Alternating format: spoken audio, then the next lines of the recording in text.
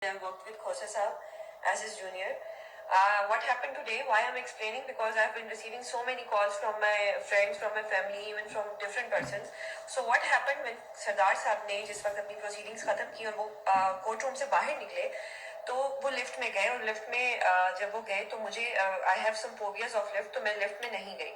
जब मैंने नीचे जाके उनका वेट किया तो वो मुझे नहीं मिले. उसके बाद जब मैं सेकंड फ्लोर पे देखने गई कि शायद वो सेकंड फ्लोर पे होंगे, फर्स्ट फ्लोर पे, सेकंड फ्लोर पे, तो वो मुझे वहां पे भी नजर नहीं आए. जब मैं दोबारा नीचे आई and I asked different people, मैंने अलग अलग लोगों से पूछा कि किसी ने खोसा साहब को देखा है जाते हुए, बिकॉज यूजुअली मीडिया के लोग उनके साथ होते हैं, फुटेज उनको चाहिए होती है, तो एवरीवन सेड कि नहीं हमने नहीं देखा. Then I again went back to the lift और मैंने वहाँ देखा एरर लिखा हुआ आ रहा था. मैंने थोड़ी देर उसको क्लिक करने की कोशिश की, मैंने कोशिश की कि किसी तरीके से मैं उसको लिफ्ट को देखूं. जब वो नहीं हुआ, again I went to first floor, second floor, third floor. जब मैंने थर्ड फ्लोर पे भी देखा कि खोसा साहब कहीं नहीं है, तो आई गॉट इट कि लिफ्ट में कोई खराबी आ गई है. ज्यादा टाइम नहीं हुआ था, आई वेंट टू एडमिनिस्ट्रेशन. मैंने एडमिनिस्ट्रेशन को बोला कि जी खोसा साहब लिफ्ट में है, बड़ा पोलाइटली. मैंने कहा खोसा साहब लिफ्ट में, आप प्लीज कोई किसी को भेजें कि लिफ्ट में शायद कोई प्रॉब्लम आ रही है. एडमिनिस्ट्रेशन ने अस्सलाम वालेकुम वरहमतुल्लाहि वबरकातुहू. इकबाल हुदा अदालतों का नुहाई पढ़ना है हमने. ये बच्ची बता रही थी जो हमारी मुस्तकबिल की जज बनेगी इंशाल्लाह, क्योंकि इन्होंने खोसे और टवाने निवाने इन्होंने जज बनवाने होते हैं ना. तो फिर इस तरह की आलिया नीलम, तो क्या था ज़ेबा चौधरी, तो आयशा मलक, तो और न जाने क्या कुछ.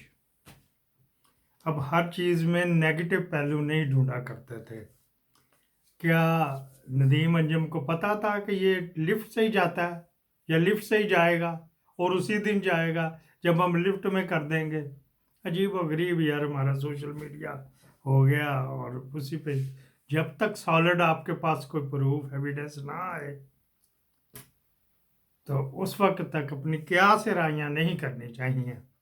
ये मेरा तो ये ख्याल है कि वैसे ही शुरू हो जी ये करवा दिया, सबूताज कर दिया, उसको असैसिनेशन. या अब ये कर्नल साहब हैं तो क्या इसका किया जाए, 2 जने लगे हुए तो उसके ऊपर रिड़क रहे. ऐसी कोई बात नहीं. बस हो जाता लिफ्टों का. मैं जब जियो में था ना तो मैंने पहली दफ़ा लिफ्ट अपनी आंखों से बनती देखी. बिल्कुल 10 फुट के फासले के ऊपर वो इंजीनियर लगा हुआ होता था हमारे कमरे के, आते जाते नज़र नुज़र पड़नी वगैरह वगैरह. तो मैंने उस वक्त ये 2006 में या 5 में नहीं 2002 में, सॉरी 2002 में वो मैंने देखी थी लिफ्ट. क्या काम करती, फुली कंप्यूटराइज है. वैसे लिफ्ट कोई नई ईजाद नहीं है. 50 साल पहले चल जाओ, लेंटर डालने के लिए वो मोटर चलाता था तो ऊपर जाती थी तो वो माल फेंक के जो बना हुआ बेटोनी बना, जो सीमेंट बजरी बनी हुई है तो वो फेंक के तो नीचे आती थी. वो भी लिफ्ट ही कहलाती है. तो इसको हर बात पे इसी को रंग ना दिया करे, ऐसी कोई बात नहीं. उन्होंने बड़े बड़े भोंडे अंदाज में जो है ना वो भी उन्हीं के नदीम अंजम के ऊपर भी डाला हुआ.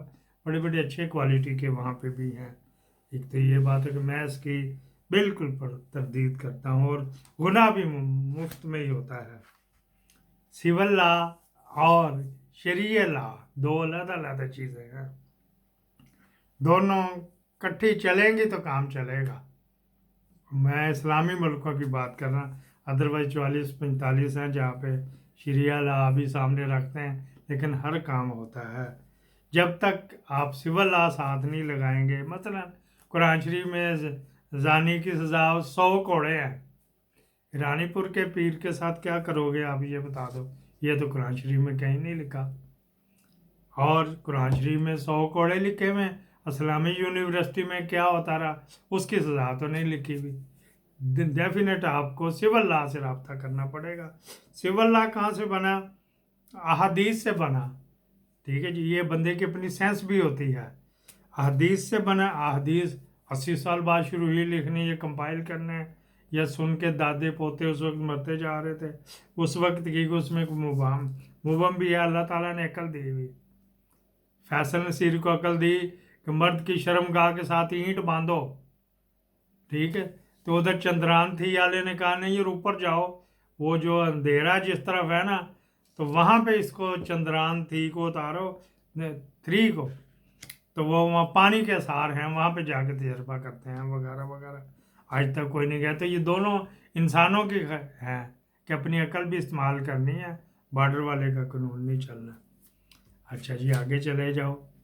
پی ٹی آئی کے وکلا کے اوپر بڑی انگلیاں اٹھنی شروع ہوئی. خواجہ صاحب بھی چلے گئے. خواجہ صاحب کہہ رہے ہیں کہ یہ ججوں کے اوپر نہیں تھوکنا چاہیے وغیرہ وغیرہ. مریم کیا کر رہی؟ گل پاشی کر رہی بندیال کے اوپر. اس سے میں ڈس ایگری کرتا ہوں. آپ بھی یہ دیکھ لیں. جب تک کہتے ہیں نا، وہ کہتی تھی مزاحمت ہوگی تو مفاہمت ہوگی.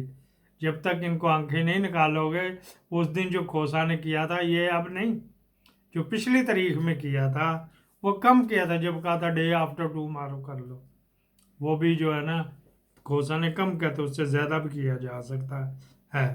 باقی تو یہ کرتے کوئی نہیں. بابر وان سے امید نہ رکھنا.